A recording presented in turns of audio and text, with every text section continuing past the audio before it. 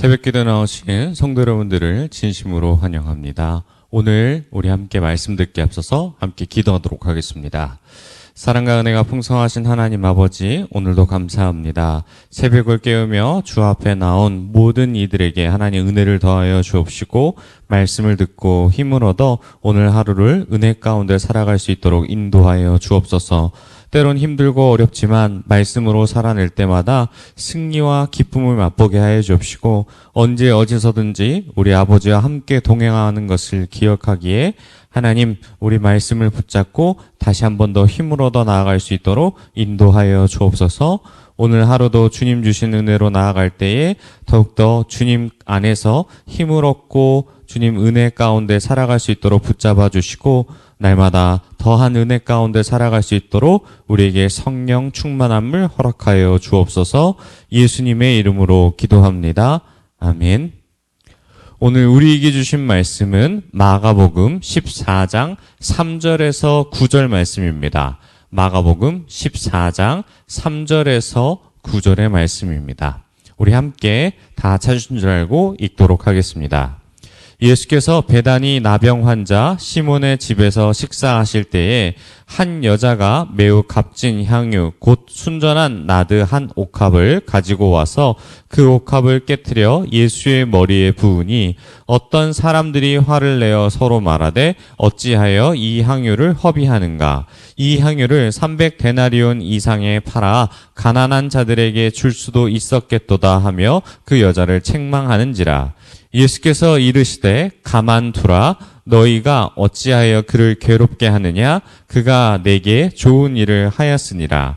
가난한 자들은 항상 너희와 함께 있으니 아무 때라도 원하는 대로 도울 수 있거니와 나는 너희와 항상 함께 있지 아니하리라. 그는 힘을 다하여 내 몸에 향유를 부어 내 장례를 미리 준비하였느니라.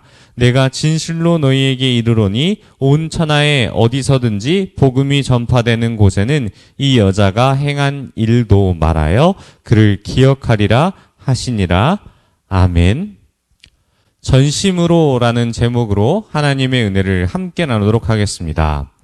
예수님께 향유를 부은 이 사건은 아마 예수님이 하신 혹은 당하신 일 중에 가장 사치스러운 일이 아닐까 생각이 듭니다. 하지만 많은 사람들은 이 사건을 단순히 예수님께서 사치를 부리셨다라고 이야기하지 않습니다. 왜냐하면 이 사건은 단순히 예수님을 사모하는 한 여자가 일으킨 것이 아니라 이미 예정되어 있었기 때문입니다. 예수님은 이 여인이 어떠한 이유에서 한 일인지 본문에서는 자세히 나타나고 있지 않으나 예수님은 이를 자신의 장례를 준비하였다고 말씀하시며 여인이 행한 일이 복음이 전파되는 곳에 함께 이 여인이 행한 일을 기억하라고 말씀하십니다. 여인은 매우 영광스러운 역사의 한 페이지에 기록되어 있습니다. 단순 그 마음이 어떠했는지는 우리가 알 수 없지만 우리가 주목해 볼 부분은 여인의 마음이 아니라 바로 예수님의 말씀입니다. 오늘 본문을 통해 그 은혜를 함께 누리는 시간이 되시길 소망합니다. 먼저 본문을 살펴보면 3절 말씀에서 예수님은 베다니 나병 환자 시몬의 집에서 식사를 하시고 계실 때라는 시간과 장소가 나타납니다. 그런데 잘 이해되지 않는 부분은 베다니에 있는 나병 환자의 집이라는 것입니다. 보통 나병 환자는 함께 어울려 살 수 없으며 진 밖에서 살아야 하며 제사장에게 건강한 몸을 다 보인 후 나음받았음을 확인해야 함께 살 수가 있습니다. 아마 시몬은 예수님이 이전에 예수님의 은혜로 말미암아 온전히 나음받은 상태였고 그렇기에 시몬의 초대로 함께 사람들이 초대되어 식사할 수 있던 것으로 추측할 수 있습니다. 그런데 갑자기 한 여자가 나타나서 향유를 들고 와 예수님의 머리에 붓습니다. 여자가 유대인 남성이 식사하는 자리에 등장한 것도 당시 유대 사회에서는 이해할 수 없는 상식 밖의 행동인데 또 식사 중에 머리에 기름을 붓는다는 것은 더더욱 무례로서 일어난 일일 것입니다. 같이 식사하던 사람들은 그 상황이 너무 당황스러웠을 것입니다. 어떻게 보면 식사 자리에 갑작스러운 불청객이 일어나 테러를 일으킨 것인데요. 그래서 함께 있었던 사람 중 일부가 화를 내어 여인을 질타하기 시작합니다. 식사 분위기를 맞춘 것도 있지만 향유가 너무나도 비싼 것이기에 팔아서 가난한 사람들에게 나눠주었다면 더 가치 있게 사용할 수도 있었기 때문입니다.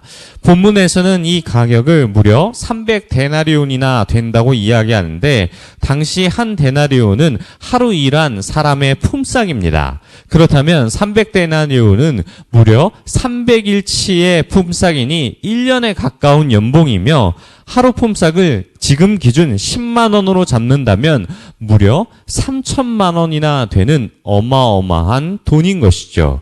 그래서 함께 있던 사람들은 3천만 원치에 해당되는 이 향유를 한 번에 예수님을 위해 사용하니 이를 낭비로 보게 된 것이죠. 이때 예수님은 입을 열어 여인을 혼내기보단 가만히 두어 괴롭게 하지 말라며 여인을 보호하십니다. 그리고 이 일은 자신에게 행한 아주 좋은 일이라 말씀하십니다. 예수님의 말씀에 사람들은 또 한 번 당황하기 시작합니다. 평소 부자들에게 가난한 사람들을 늘 돕고 살라고 말씀하셨던 예수님이 자신을 위해 이런 거금을 쓴 일을 좋은 일이라 말씀하시자 당황한 것이죠. 당시 함께 있던 사람들은 예수님이 계속해서 자신들과 함께 하실 것이라 생각했고 명절이 끝나고 나면 곧 잡혀가서 십자가에 돌아가실 것을 예수님께서는 아셨고 제자들과 함께 있던 사람들에게도 이야기하셨지만 그 일이 속히 일어날 줄 몰랐기에 예수님은 이 행동이 얼마나 자신을 위해 수고한 행동인 것을 아시고 이와 같이 말씀하신 것이죠. 그리고 자신의 장례를 준비했다라고 이 일을 해석하시고 복음이 전파되는 곳마다 여인의 행동을 기억하라 말씀하십니다. 예수님이 이렇게까지 말씀하신 이유를 살펴보면 복음이 전파될 때 마지막 때가 올 것이며 이 여인처럼 순수한 믿음을 가진 자, 곧 자신을 전부를 들여 행동한 것을 격려하고 치하하고자 말씀하신 것이죠. 사랑하는 성도 여러분, 오늘 말씀은 우리에게 어떤 길을 걸어가기를 원하실까요? 비싼 향유를 우리가 이와 같이 드리길 원하실까요? 말씀 가운데 우리가 눈여겨봐야 될 부분은 향유의 가치가 아니라 우리가 주님께 드리는 가치가 무엇인지를 봐야 할 줄 믿습니다. 과부의 2렙돈과 이 향유 여인이 가지고 있는 가치는 너무나도 많은 세상적 가치의 차이가 있지만 두 여인을 바라볼 때의 공통점은 주를 위해 전부를 드렸다라는 것입니다. 또 예수님은 십자가에서 자신의 전부를 드려 우리를 구원하신 것처럼 주님은 향유 여인의 행동을 보고 비싼 것을 보낸 것에 마음을 두신 것이 아니라 드릴 수 있는 전부를 드렸기에 그 마음을 아시고 복음이 전파되는 곳마다 이 여인이 행동했던 그 마음을 기억될 것을 말씀하신 것입니다. 사랑하는 성도 여러분, 예수님은 제자들과 모든 사람들에게 제자가 되려면 모든 것을 버리고 나를 따르라고 말씀하셨습니다. 오늘날 우리는 어떻습니까? 과거 제자들과 다르지만 우리의 삶 가운데 우리의 가진 모든 것을 주님께 드려 헌신하고 있습니까? 금액과 가치가 중요한 것이 아니라 진짜 중요한 것은 우리의 마음입니다. 곧 주일이 지나면 고난주간이 시작됩니다. 한 주간 특별 새벽 기도로 진행될 때에 우리가 그동안 놓치고 있었던 부분이 있었다면 오늘 말씀 가운데 주신 은혜로 다시 한번 말씀으로 돌아가 주님께서 나를 구원하신 것에 감사하며 전심으로 모든 것을 드리며 나아가는 저와 여러분이 될 줄 믿습니다. 오늘 말씀을 기억하시고 다시 한번 우리가 놓치고 있던 부분들이 있다면 전심으로 우리의 모든 것을 우리의 마음을 주님께 드려 나아가는 저와 여러분이 되시길 축원합니다. 우리 들은 말씀 생각하며 함께 기도하겠습니다. 주님, 말씀을 통해 우리가 어느 곳에 집중하고 있는지를 돌아보게 하시고 전심으로 주님만 바라보는 우리가 되게 해달라고, 참된 죄다가 되는 우리가 되게 해달라고 우리 주여 한번 부르시고 통성을 함께 기도하겠습니다. 주여, 하나님 아버지 붙잡아 주시옵소서. 그 어떤 가치보다 우리의 전부를 주님께 드리길 소망합니다. 세상적 가치에 우리의 전부를 드리는 것이 아니라 오직 우리의 마음과 그 전부를 우리 주님께 드려 날마다 주님께로 그 마음을 드리는 우리가 될 수 있도록 인도하여 주옵소서. 복음을 향하고 복음을 전한 그 마음에 주님 전부를 드린 여인들의 그 모습과 말씀의 기록을 따라 우리가 또한 그와 같은 마음으로 참된 제자가 되길 소망합니다. 하나님 말씀으로써 다시 한번 깨닫게 해주시고 우리의 시선이 향유의 가치에 나아가는 것이 아니라 우리 마음 가운데 현재 우리의 내면의 마음을 바라보게 하시고 우리의 전부를 주님께 드리는 우리가 될 수 있도록 주님 인도하여 주시옵소서.